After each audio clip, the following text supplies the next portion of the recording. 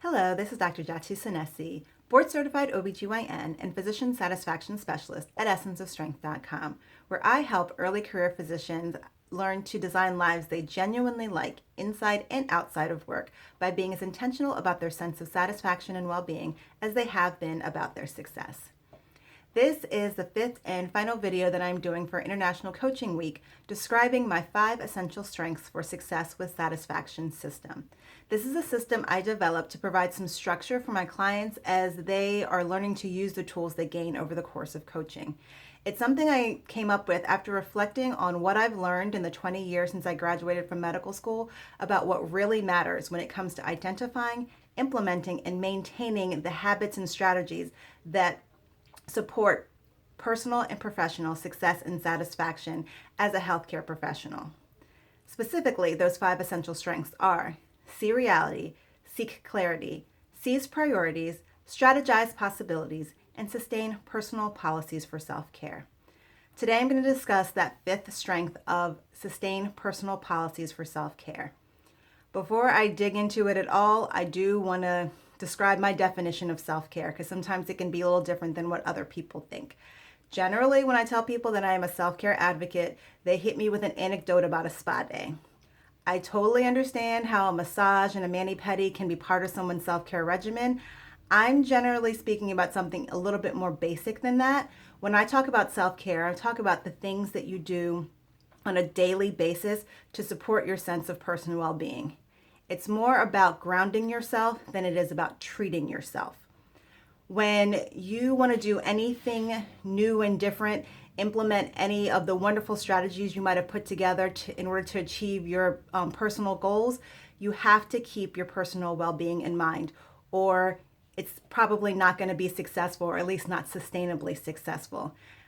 You can sometimes come up with great ideas, start getting things in motion, get very focused on the doing, and forget about how you want to be as you're doing those things.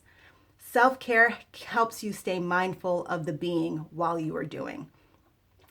In my experience, the self-care policies that tend to be most useful are those that involve creating space for joy and creating appropriate boundaries. Those two tend to work together because as you maintain appropriate boundaries, you allow for more space to create joy. For instance, if you are a very busy professional, you might realize that you have to put a limit on the number of activities outside of the home that you do or the number of committees that you join in order to create space for little joyful things over the course of the day or the course of your week, like maybe going to a kid's soccer game, or even just sharing a meal with your family. That being the case, I encourage you, if you are thinking about making any changes in your life, before you do anything, sit and think about your daily activities. How you eat, how you sleep, how you move, how you engage with others. How do you create space for joy as you do all of those things? What boundaries might you need to put in place to create more space for joy? What are your self-care policies? Maybe you are somebody who hasn't been thinking about making a change. However, you do recognize that there is maybe less satisfaction than you expected in your very successful life. I encourage you to do the same. Think about whether you have self-care policies in place that allow you to create space for joy on a daily basis. So that's it for the 5th and final strength of sustaining personal policies for self-care. This is the strength that tends to be the biggest challenge for most people because we're really good at doing the things. We sometimes are not as good about how we want to be as we're doing the things. And I find that sometimes to be the make or break piece of sustaining a sense of satisfaction as you are achieving your goals. If you really want to sustain it, you can sometimes achieve it. However, if you want to sustain it, you really have to also sustain those personal policies for self-care. I hope this review of the 5 essential strengths for success with satisfaction was valuable for you. If you think, hey, that might be a system that would be useful for me personally in my life, I would love to chat with you. You can go over to essenceofstrength.com and reach out to me via the contact page, and we can set up a complimentary clarity conversation.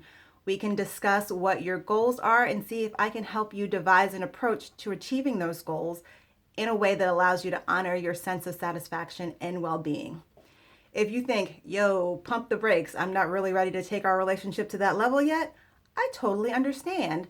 I also at essenceofstrength.com have some DIY resources for you to access by filling out the subscription box and requesting the Success with Satisfaction starter gifts. You will get some complimentary resources, including a summary and explanation of these 5 essential strengths for success with satisfaction, as well as some other things that you can do on your own for reflection and exercise.